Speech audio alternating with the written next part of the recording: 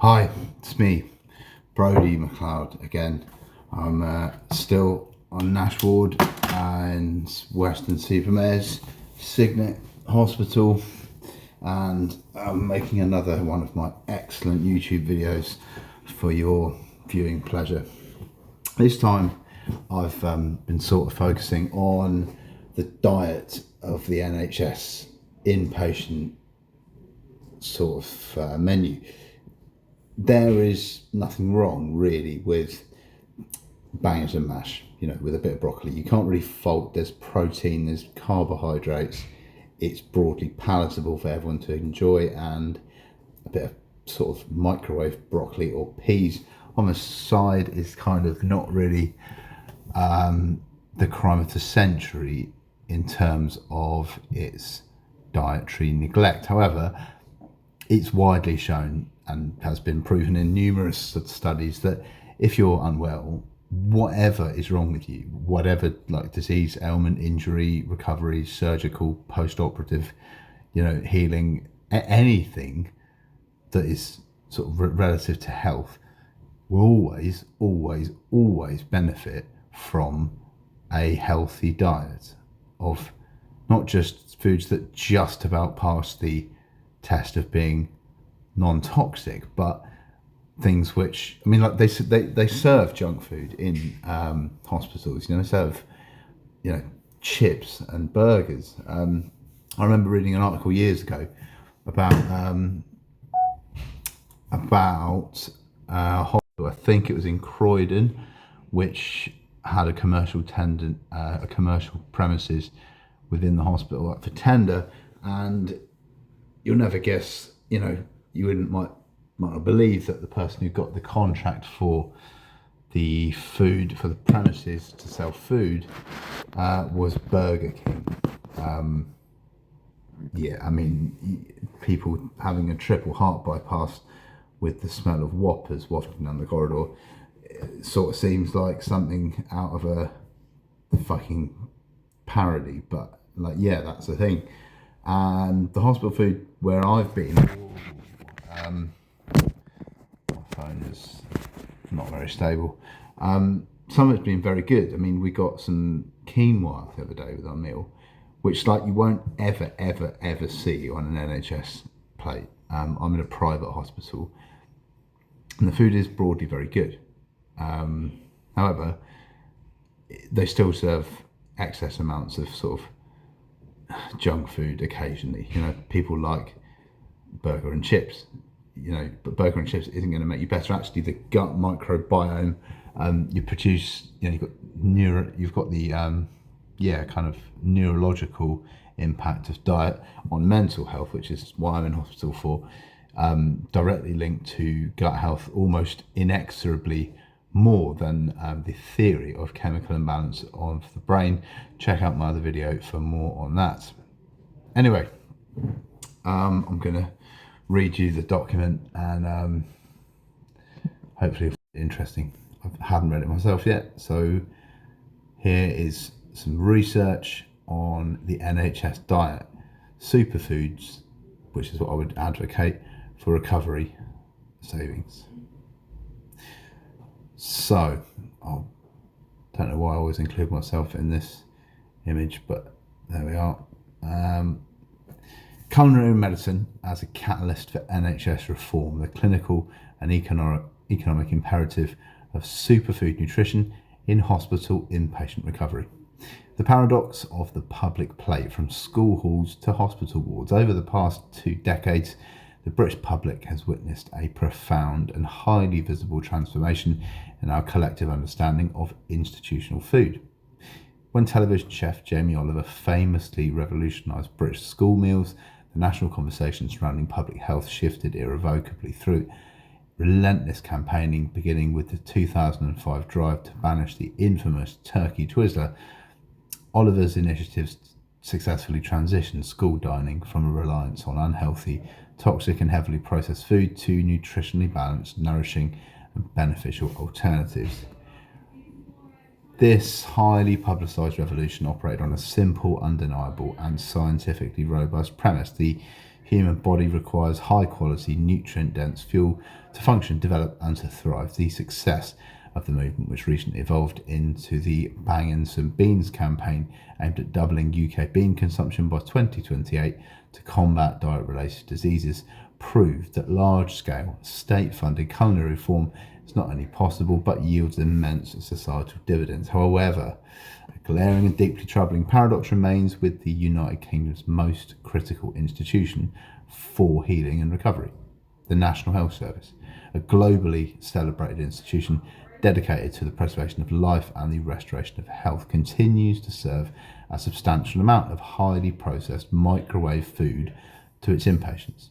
Walk onto a standard acute ward today and you're likely to find current NHS meals consisting of things like burgers and chips, processed microwave shepherd's pie and microwave curry and bolognese.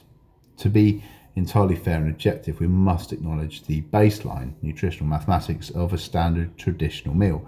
A simple meal like a standard sausage, potatoes and a portion of mixed vegetables does in theory provide a baseline of protein, carbohydrates and essential macronutrients. Such a meal wouldn't necessarily be deemed outright unfit for basic human consumption in a normal, healthy population. However, an inpatient recovering from major surgery, severe trauma or acute illness is not operating under normal physiological conditions. Their bodies are undergoing immense biochemical stress, requiring highly targeted therapeutic levels of advanced nutrition to facilitate cellular repair. Standard hospital fare, heavily reliant on processed ingredients and cook-chill reheating methods, falls drastically short of providing this therapeutic support.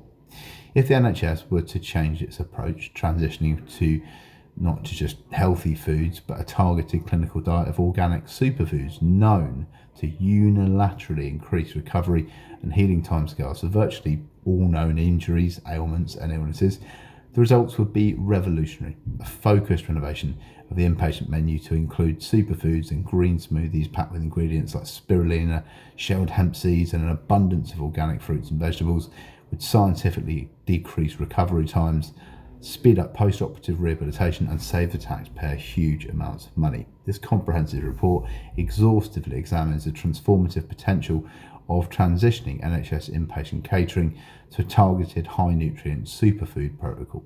By exploring the budgetary context of NHS inpatient care, the biological mechanisms of superfood-induced healing, the severe toxicity of conventional agricultural pesticides and the staggering economic return on investment ROI such a dietary shift would provide, this document aims to definitively prove that culinary medicine is the most potent yet underutilised tool in the modern British healthcare industry. So we'll also explore the inherent counterindicative logic behind why the NHS has not yet pursued this obvious strategy, demonstrating that while it's highly suspicious and seemingly illogical, it is rooted in systemic bureaucracy rather than conspiracy. So let's get into the first bit. The budgetary context of NHS inpatient care, a financial behemoth. So to fully grasp the immense financial leverage that hospital food represents, one must first understand the macroeconomic landscape of the NHS and the staggering cost of inpatient care. We must make these statistics simple to understand, illustrating exactly how much of the overall NHS expenditure is consumed by hospital inpatients recovering from treatments, injuries or medical conditions. The Department of Health and Social Care budget operates on a scale that is difficult to conceptualise. For 24-25 financial year, the Department of Health and Social Care spending was budgeted at a monumental £204.7 billion. To put this into perspective, healthcare expenditure accounted for 11% of the entire United Kingdom's gross domestic product in 2024. Another reason why economic growth isn't actually always good. Like if you get picked up in an ambulance, that increases the economic growth. Anyway, another topic. When we break down this £204.7 billion budget, the vast majority, approximately 94.4%, or if you like, 193.2 billion, is allocated to resource departmental expenditure limit. So that's resource DEL, which covers the day-to-day running costs of the health service, including staff salaries, medicines, and the operational costs of running hospitals. Within that day-to-day spending figure, Hospital inpatient care represents the most resource intensive and financially draining demographic in the entire healthcare system. Independent analysis of national health spending trends demonstrate that hospital care alone accounts for an astonishing 40% of total growth in national health spending. Furthermore, when looking at the funding distributed to NHS providers, acute hospital trusts, the facilities that house the vast majority of inpatients, account for approximately 75% of all of that spending on NHS trusts. So therefore, in the most simple terms, NHS inpatients account for the overwhelming majority of the system's operational expenditure. Keeping a patient in a hospital bed is extraordinarily expensive, and any factor that extends their stay places a critical strain on that national purse. So you've got the disproportionate cost, hospital beds versus hospital meals. The financial discrepancy between what the NHS spends on housing, clinically monitoring a patient versus what it spends on nourishing them to facilitate their exit from that bed is arguably the most disproportionate and illogical metric in the modern health service. To illustrate this, we must look at the specific granular costs of NHS bed days compared to the daily catering budget. So we've got a row here, a column here, NHS resource category. So first one is general ward cost per bed. Averagely, it's about 580 quid a day, and that's a baseline cost for standard inpatient admission and care. Excess ward bed days, so delayed discharge, comes in at about 351 quid. Reduced daily cost when a patient remains in hospital beyond clinical necessity, because they're delayed in recovery or because they've not got social care that can provide them with safe accommodation. Then you've got isolation ward cost per bed. That's 586 quid, the same as the other one. That's patients who require specialised infection control environments. So you might have your own room in the hospital, like I've got one here. Intensive care unit, ICU cost, or intensive treatment unit as they're called, much more, around 1,600 quid. High dependency critical care accommodation and continuous monitoring. Obviously it's a bit ambiguous from that perspective, because giving somebody a green smoothie when they are in A&E or the intensive treatment unit isn't going to magically make them better if their stay in that demographically small part of the hospital is only going to be typically for like 2 or 3 days at most before they're ideally stabilised and passed on to a ward. The average hospital meal provision per day, interestingly, is £8.77. There's not a huge budget in their defence. The average total daily spend to feed a single patient accounting for less than 0.5 of the overall NHS budget. They could spend more though, and if they did, they'd save more, and that's what this document is kind of about. So as the data in the table above explicitly demonstrates, the NHS spends an average of just £8.77 per patient per day on food. While there is regional variation, with some trusts spending as little as £4.35 to £5.04 per day on food ingredients, and the highest spending hospitals reaching £15.65 per patient, the national average remains remarkably low. Across the entirety of the NHS, the cost of food remains less than 0.5% of the NHS budget. When a single day in a standard general hospital bed costs the taxpayer £586.59, and a day in the ICU costs £1,600, an astronomical figure, extending a patient's stay by even one single day due to delayed healing costs, the system exponentially more than providing a premium, organic, high nutrient food for the entirety of their admission. The financial imperative is clear. Investing marginally more in the quality of food provided will drastically reduce the catastrophic costs associated with prolonged bed occupancy. So the hidden epidemic, disease-related malnutrition in hospitals. To address the failure to optimise hospital food has dire clinical and economic consequences, most notably manifesting as a silent, pervasive epidemic of disease-related malnutrition on NHS wards. It's a tragic irony that in a facility dedicated to healing, patients frequently starve at a cellular level. Nutritional status is universally recognised as the medical literature as one of the strongest predicators for post-operative outcomes and overall recovery trajectories. Yet, despite this clinical consensus, Malnutrition rates in hospitals are staggering. An estimated 24 to 65% of surgical patients, spanning from young adults to the elderly population undergoing major surgery, are malnourished or at least risk malnutrition. Comprehensive clinical screening studies performed across tertiary care hospitals utilising rigorous diagnostic criteria reveal that approximately 1 in 3 patients, about 31.7%, presents with malnutrition upon the day of admission. Alarmingly, this percentage only increases over the course of a standard hospital stay as patients consume inadequate, unappealing, or basically nutritionally deficient ward food.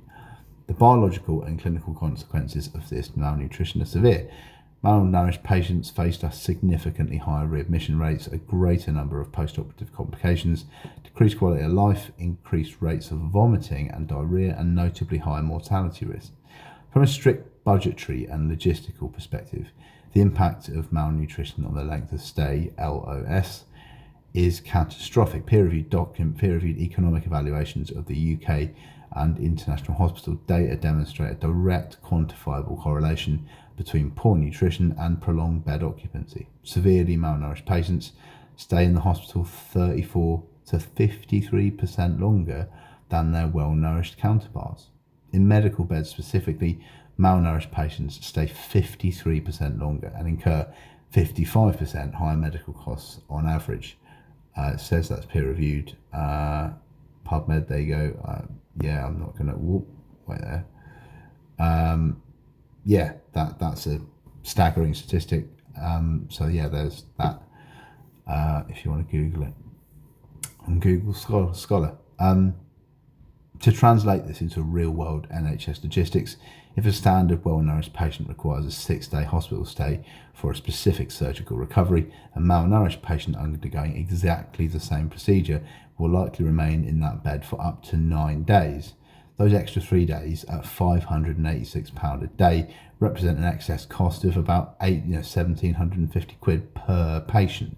That's directly attributable to poor nutritional status and delayed healing. So furthermore, comprehensive health policy indicates that overall healthcare costs for malnourished patients are up to 3 times higher than the costs for properly nourished patients. By serving processed low nutrient food like microwave shepherd's pie, which may provide basic caloric energy and not be at fault necessarily, it fails to address the complex biochemical needs of a healing body. The NHS is effectively ensuring that patients remain malnourished, their wounds heal slower, and their beds remain occupied for longer, exacerbating the already critical waiting times across the service. The biological paradigm of surgical recovery and hypermetabolic states. So to understand exactly why transitioning from standard processed meals to a diet rich in superfoods and green smoothies would unilaterally increase recovery timescales, one must delve into the anatomical and biochemical reality of surgical recovery and severe illness. When a human body undergoes major surgery, severe physical trauma, or battles an acute illness, it doesn't merely rest, it enters a profound state of systemic shock known as the surgical stress cascade, which initiates a hypermetabolic and catabolic state. Central nervous system perceives the surgical incision or trauma as a life-threatening attack and immediately triggers the release of stress hormones, predominantly cortisol and catecholamines. So this surgery-induced hypercortisolemia forces the body to actively break down its own skeletal muscle tissue in a desperate attempt to harvest essential amino acids. These amino acids are rapidly redirected to the liver for gluconeogenesis, yep, that's right, the creation of new glucose for energy, and to the wound site to fuel the immune system and provide the basic building blocks for tissue repair. In older adults, this catabolic state can be so severe that it leads to muscle atrophy of up to 1% of the total muscle mass per day following surgery. So that results in a rapid loss of independence and increased frailty. Concurrently, the stress response severely disrupts the body's glycemic regulation. Catabolic hormones interfere with normal insulin secretion, causing a state of acute post-surgical insulin resistance and systemic hyperglycemia. So a standard NHS hospital meal that's heavy in simple processed carbohydrates like white potato chips, a pastry on a pie, or refined white pasta in a bolognese will actively exacerbate this hyperglycemic state. Shouldn't be eating it. High blood sugar severely impairs the immune function and increases systemic inflammation, and significantly raises the risks of post-operative infections. To successfully navigate this biochemical crisis, the body requires an extraordinary density of targeted nutrients. It requires high quality bioavailable proteins and essential amino acids to overcome what clinicians term anabolic resistance, the body's stubborn refusal to synthesize new protein during periods of stress and immobilization. So proper post-surgical amino acid supplementation has been shown to stimulate a massive 40% increase in whole body protein synthesis and a 20% reduction in whole body protein breakdown. So this is where the concept of superfoods transitions from a trendy marketing buzzword into a vital evidence-based clinical intervention.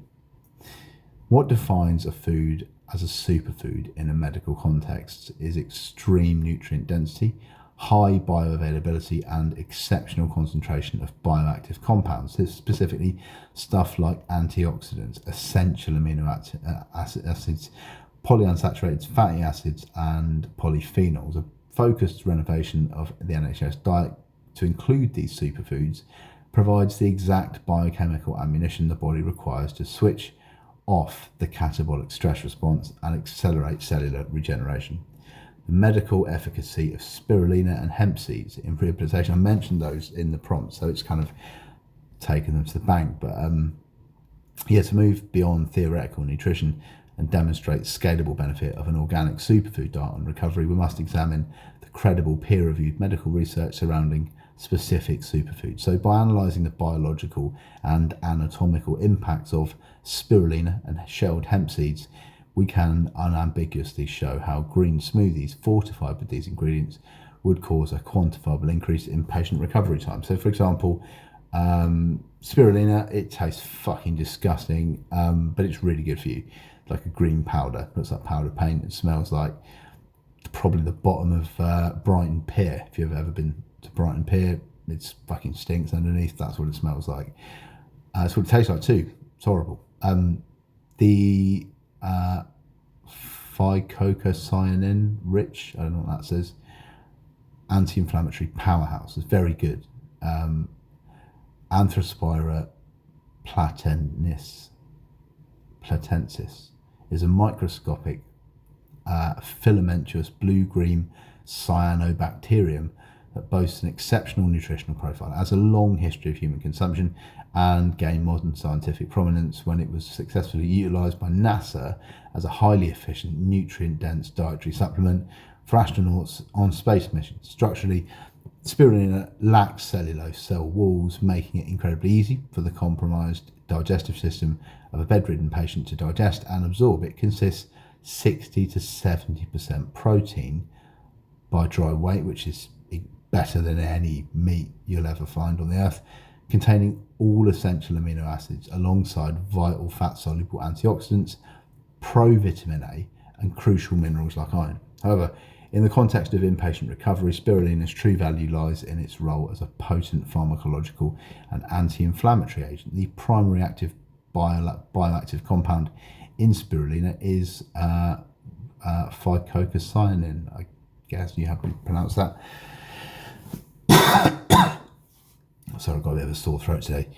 A vivid blue pigment protein complex that exhibits intense antioxidant and anti-inflammatory properties. The biological mechanisms by which spirulina accelerates healing and reduces recovery timescales are extensively documented in peer-reviewed literature. So first off, the eradication of oxidative stress. What that means after surgery is that tissue injury and disease states produce massive amounts of free radicals, specifically reactive oxygen species, which lead to lipid peroxidation and extensive secondary tissue damage. So spirulina actively combats this by inhibiting the NADPH oxidase, a key enzyme responsible for catalyzing the production of superoxide free radicals. By Neutralising these free radicals, spirulina protects healthy cells adjacent to the wound site from collateral damage. Modulation of inflammatory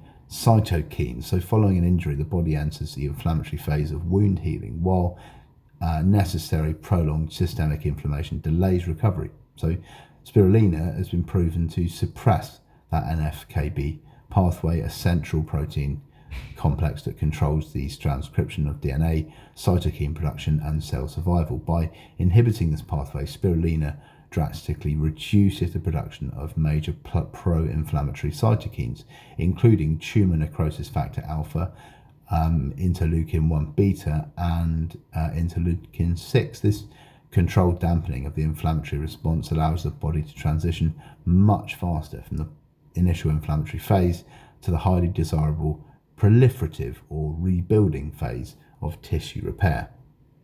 Accelerated wound closure and hepatoprotection. So in vivo mammalian studies tracking the physiological markers of wound healing demonstrate that spirulina treatment drastically diminishes localized oedemia, that means swelling, and significantly shortens the time required for complete wound closures. Furthermore, spirulina exhibits profound hepaprotective, liver protecting effects, rapidly reducing biochemical markers of liver toxicity such as alanine aminotransferase and aspartate aminotransferase, as the liver is responsible for synthesizing the proteins required for healing. Protecting its function post-surgery is critical.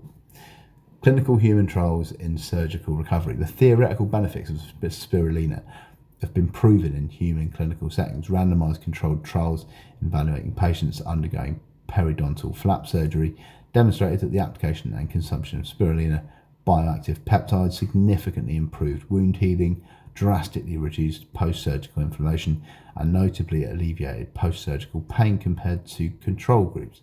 The researchers noted that spirulina was a highly valuable adjunct therapy that enhanced the early healing phases and improved overall patient recovery trajectories. People don't like it though. Like, it does taste fucking horrible. And I don't know how they were going to get people that live off potato smileys and Findus crispy pancakes to eat spirulina, because they won't want to. I'm sure it can. I've had it in palatable format, like in these bounce balls that you sometimes see at Holland and Barrett, which are like, it kind of makes it into like a marzipan mixture with ground nuts like almonds and peanuts and cashews around it, and like they're okay, I suppose, but for like £2, it's rank though. Basically, it's absolutely rank, which is not why they shouldn't include it, but I'm just sort of playing devil's advocate.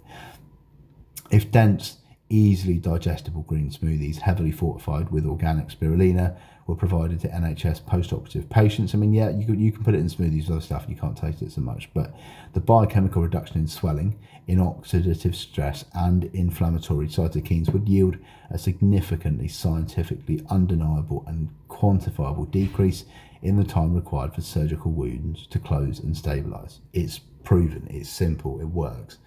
Hemp seeds, right? Vascularization, granulation, and musculoskeletal repair. So shelled hemp seeds, that's cannabis sativa, often an equally vital yet mechanistically different benefit to the recovering patient, so far removed from its recreational associations.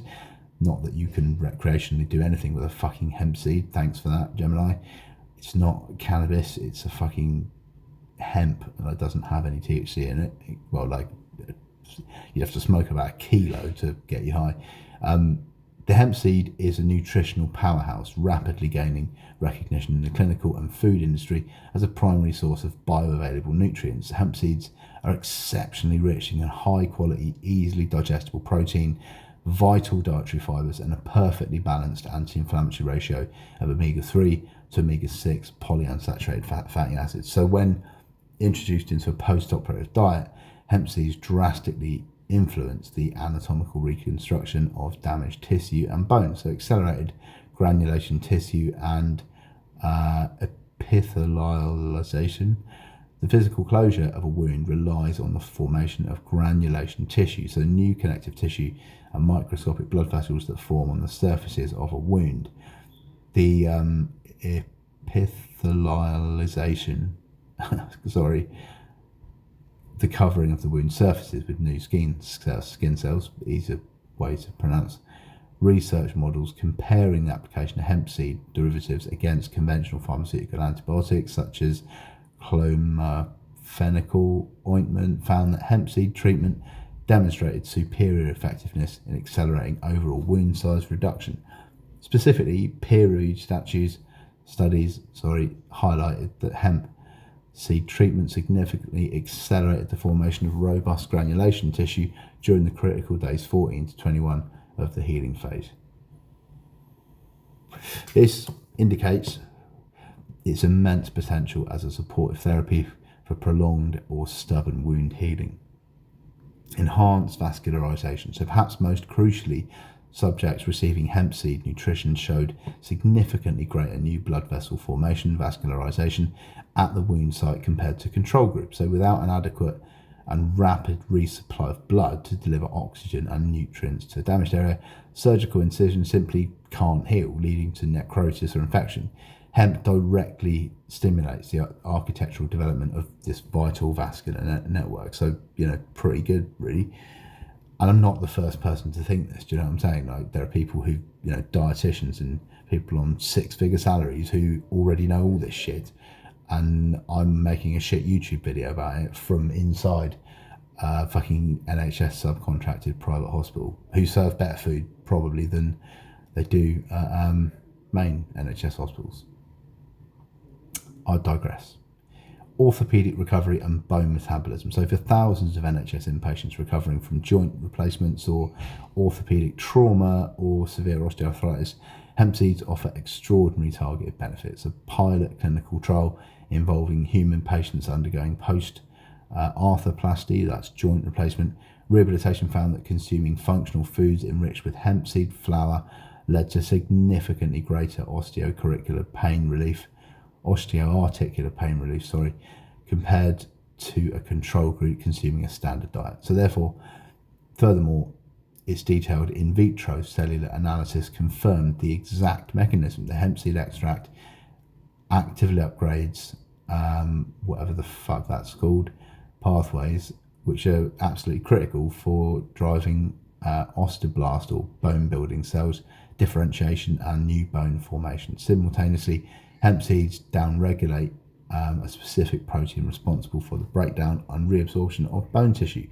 In unambiguous clinical terms, feeding an orthopedic NHS patient a targeted diet rich in hemp seeds actively stimulates new bone generation, reduces joint pain, accelerates the physical integration of surgical implants, and speeds up their ability to mobilise and leave the hospital.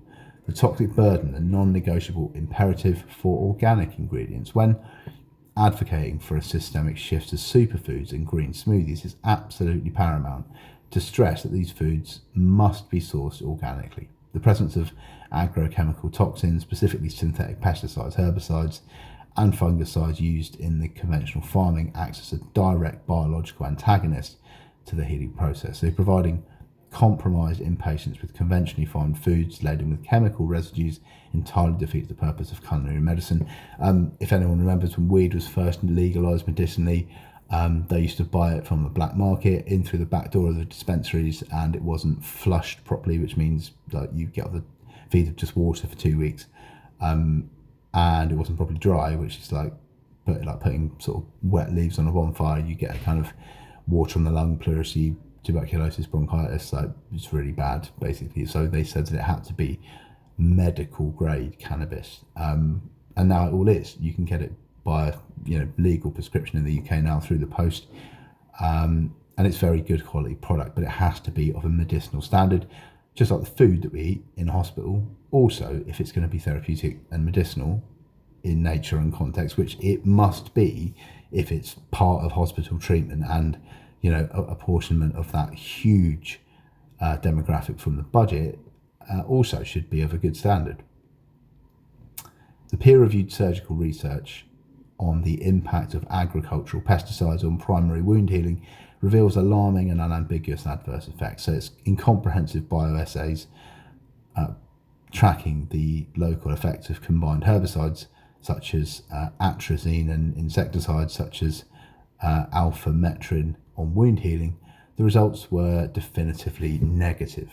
So the exposure to these common agricultural pesticides resulted in impaired healing mechanisms across the board. Histological and macroscopic analysis of wounds revealed that severe defects in epithelialization, whatever, a distinct and measurable phasic delay in the overall healing timeline, and an unnatural infiltration of eosinophilic granulocytes at the wound site, a specific type of white blood cell indicating that the tissue is under severe toxic and allergic stress.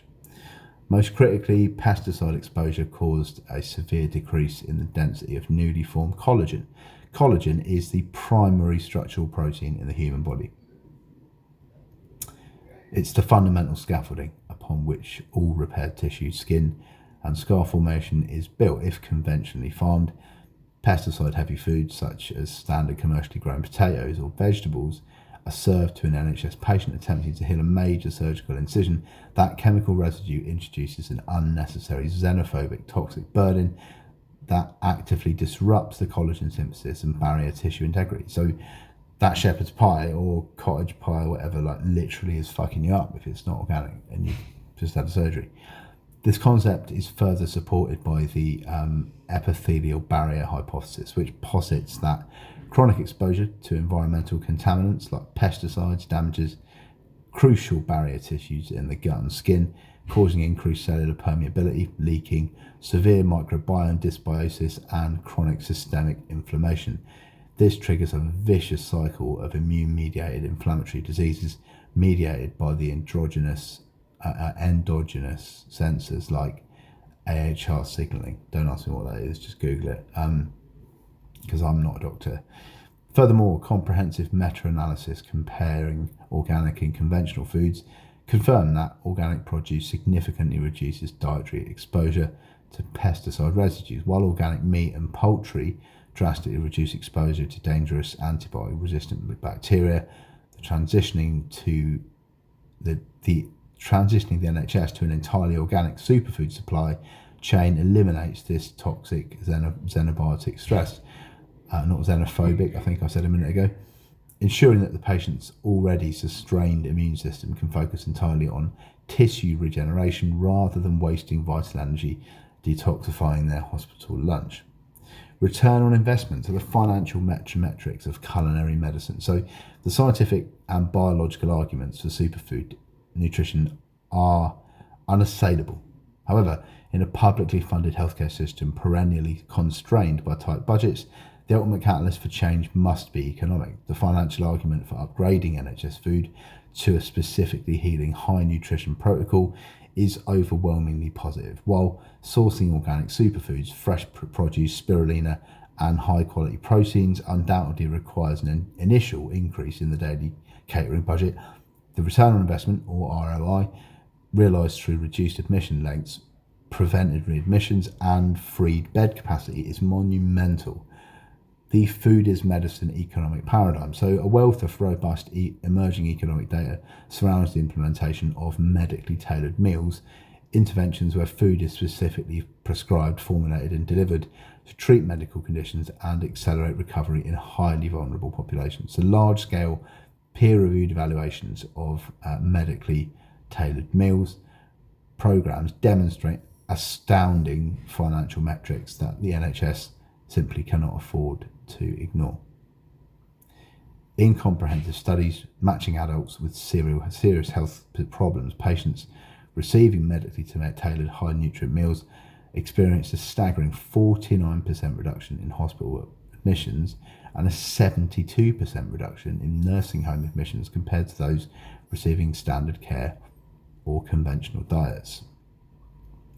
Overall, the provision of these biologically appropriate healing meals was tied to a direct 16% reduction in total medical care costs per patient each month. So when that's scaled nationally, researchers at the Food is Medicine Institute at the Friden School of Nutrition Science and Policy at the Tufts University calculated the true costs of implementing medically tailored meals for patients with diet-sensitive advanced illnesses. They found that providing these customised meals could prevent 1.6 million hospitalisations annually, yielding a net cost saving to the healthcare system of 13.6 billion quid every year, even after fully paying for the increased cost of the premium food. So that's the return on investment. That's the profit without, that's all of it. So over a 10-year period, that translates to nearly 185.1 billion quid in savings and 18.3 million averted hospitalisations. Projecting savings for the NHS, so a rational ROI model. Applying these proven metrics to a framework of NHS provides a highly compelling and rational financial narrative. To create a well-rationalised estimate of potential savings, let us construct a conservative scenario based on currently available NHS budgetary figures. Let us assume that transitioning from standard processed hospital meals to an elite organic superfood-rich diet, including daily doses of spirulina, shelled hemp seeds and fresh organic green smoothies, drastically increases the daily food cost per patient. We will assume the cost more than doubles from the current national average of £8.77 to a hypothetical premium cost of 20 quid per patient per day. If we did that, that would represent an increased daily investment of £11.23 on the catering budget per patient. However, based on biological evidence proving that these superfoods accelerate collagen synthesis, reduce inflammation and speed wound closure, let us conservatively project that this superfood diet reduces the average patient's length of stay by just a single day. So let's say on average they're in hospital for 1 day less. You've got the top row here, financial scenario, investing in superfoods to reduce patient stays along the LOS ones. So yeah,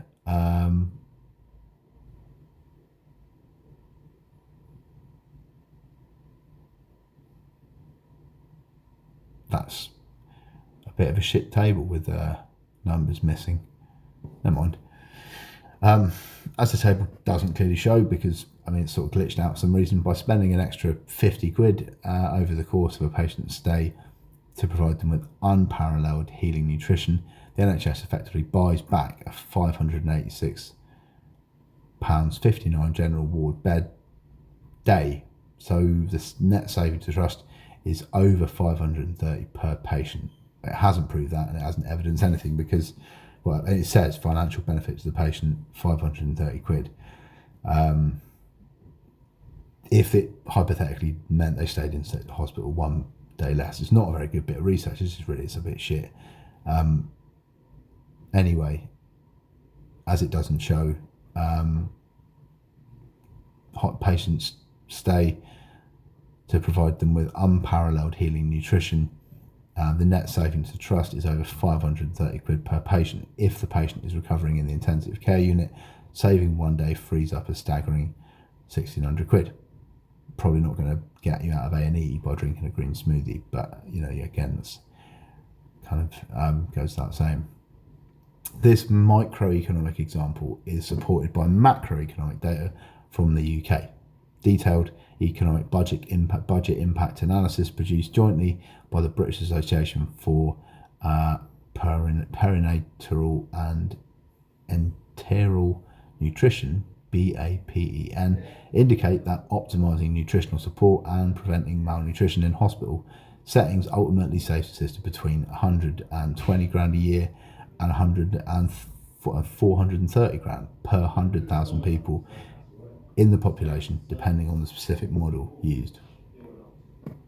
Furthermore, broader socio-economic evaluations of public food procurement in the UK show that shifting public sector supply chains to organic, locally sourced produce yields massive multiplier effects. So the Bridging of the Gap report, which was supported by Sustain, found that connecting organic produce with public food streams like hospitals and schools generates £8.78 in social and economic value for every £1 of public investment. That did sound like the figure for the meal, but yeah, I guess that was a coincidence. This includes massive returns in better health, stronger local communities, and local economic growth, keeping taxpayer money circulating within the UK agricultural economy rather than being lost to multinational processed food conglomerates. So that's good. By upgrading to a health-focused superfood diet, the NHS would not only save huge amounts of money. I mean, it hasn't evidenced that exactly, but it's given a kind of hypothetical analysis of how much it could save. It's a bit of a suck it and see, isn't it? But like, yeah, so the NHS would not only save huge amounts of money, hypothetically, but probably, they would also actively free up thousands of critical bed spaces, which is like a massive issue at the moment, directly reducing the already critical waiting times that are currently crippling the operational capacity of the health service. The counter-indicative logic.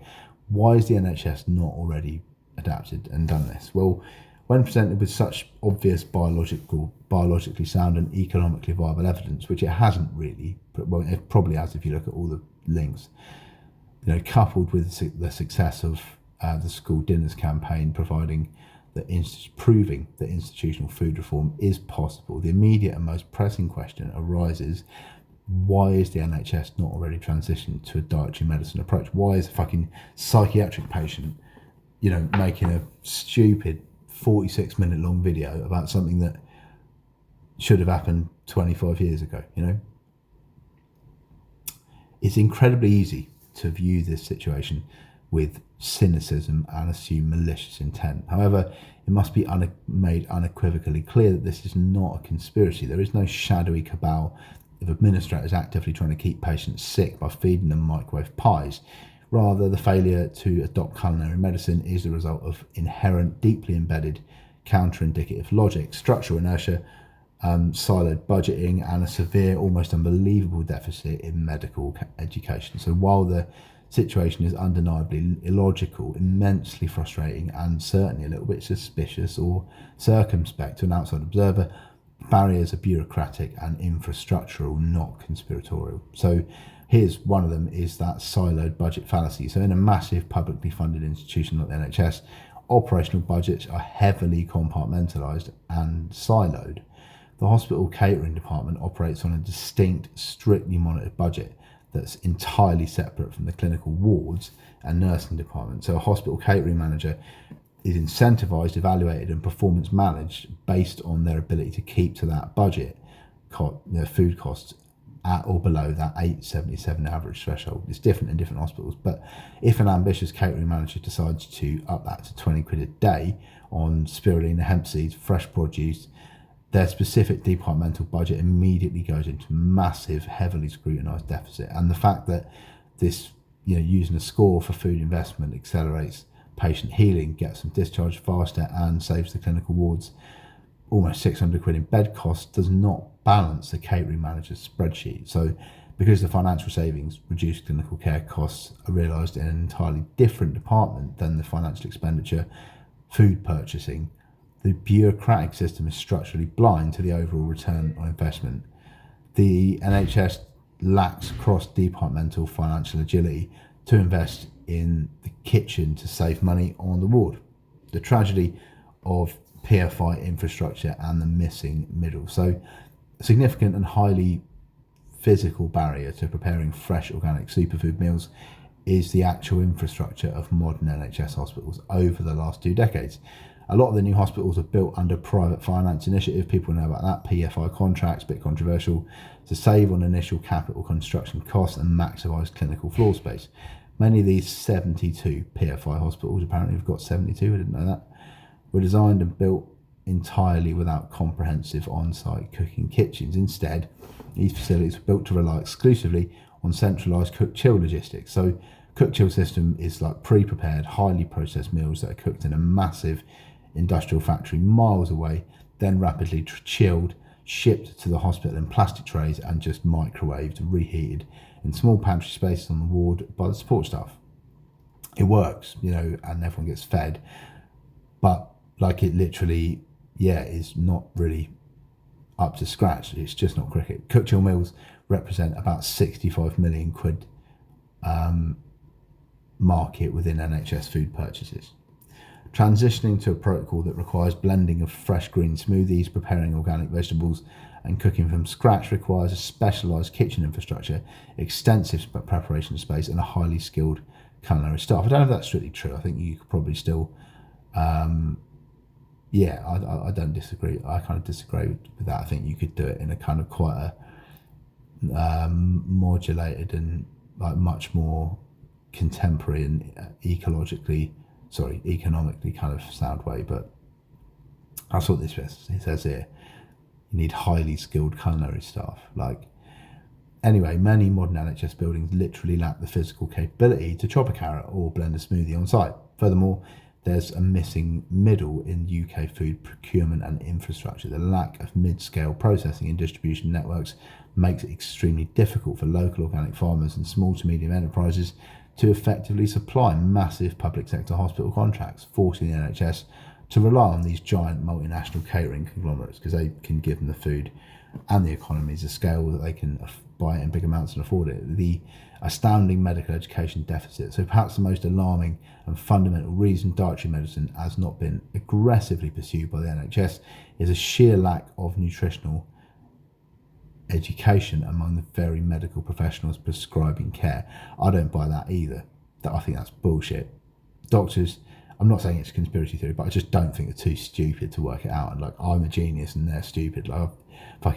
It's just, if you get ill, you eat healthy food, don't you? If you're feeling fucking rough, or if you broken your wrist or something,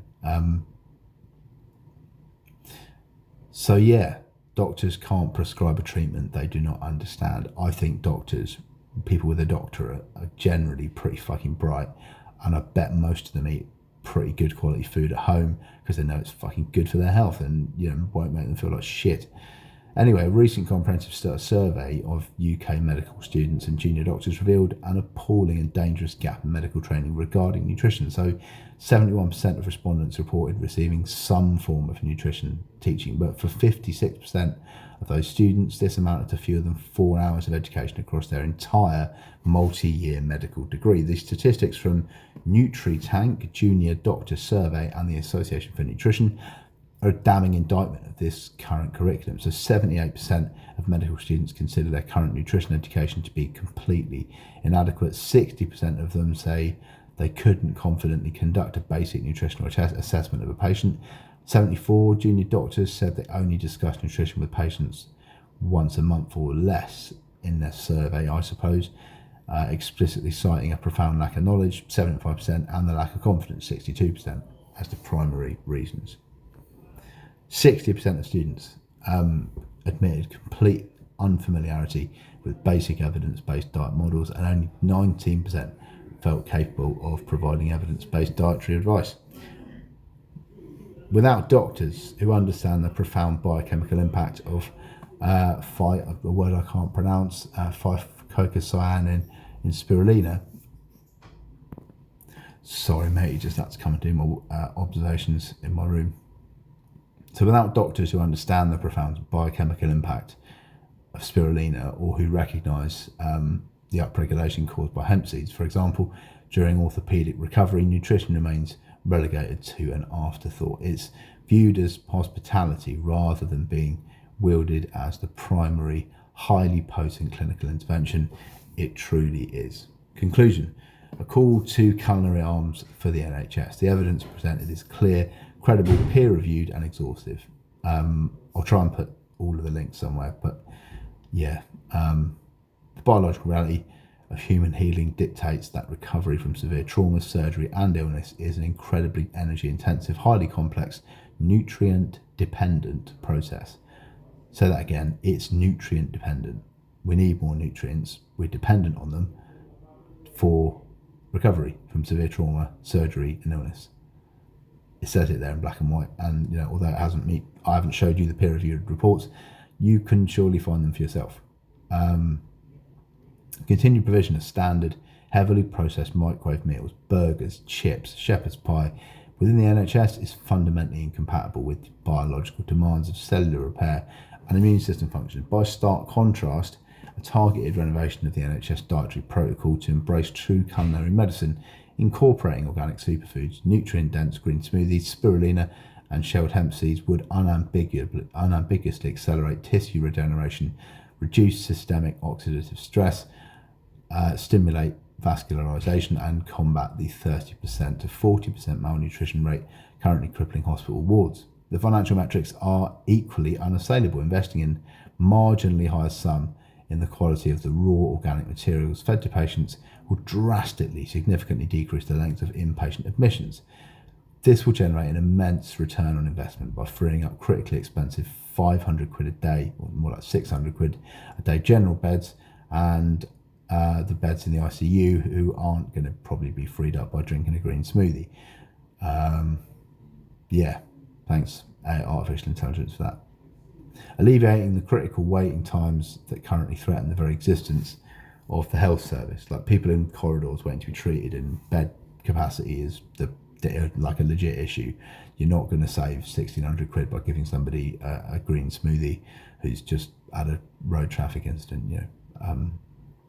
In fact, the NHS has not yet completed this basic ROI calculation, and initiated this widespread transition is not born of malicious conspiracy to keep the population sick. Rather, it's the tragic result of systemic intersection of blind, siloed bureaucracy, inadequate and short-sighted private finance initiatives, hospital infrastructure, and an astonishing, historically entrenched blind spot in the modern medical education that leaves doctors woefully unprepared to utilise food as medicine. The binary nature of nutrition relative to health, healing and recovery is entirely non-negotiable. The human body simply cannot build healthy, resilient tissue from toxic, pesticide-laden and nutritionally depleted materials.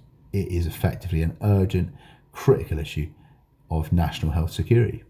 It's time for the public, patients, policymakers and healthcare professionals to raise awareness of this highly contentious and deeply illogical oversight. We must apply the same revolutionary pressure to our hospitals that Jamie Oliver did so successfully to our schools. We must put the question directly to the NHS leadership, hospital trust boards and government health ministers. In a system crippled by chronic bed shortages, exhausted staff and unprecedented financial strain, how can we possibly afford not to use the most powerful, cost-effective and biologically proven medicine available to us, which is the food on the patient's plate?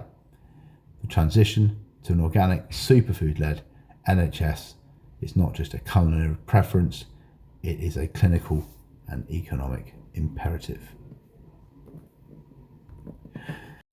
I could do a bit where I speak to the camera for a little while, I suppose. I can't even remember what I had for lunch today. And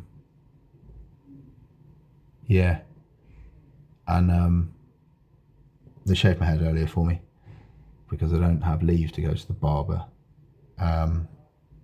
So I've just really accentuated my male pattern baldness and sort of look a bit like a convict.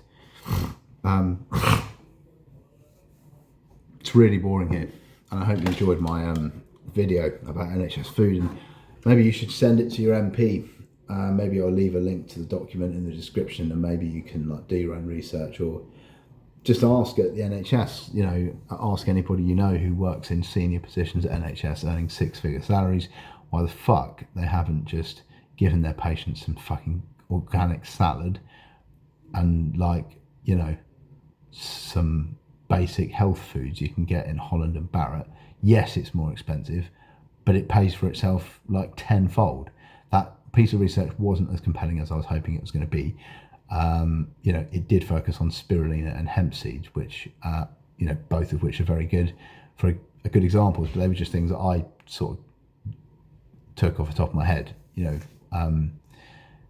There's lots more superfoods, and there's lots more evidence out there that diet will improve absolutely any medical ailment. A balanced diet will help it improve, whether it's a disease, injury,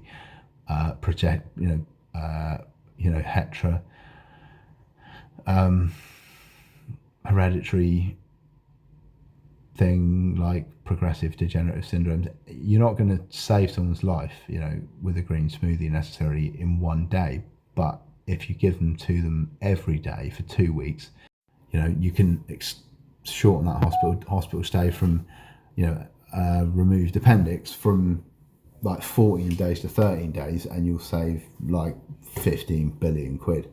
Anyway, that's an hour. Thanks for your time.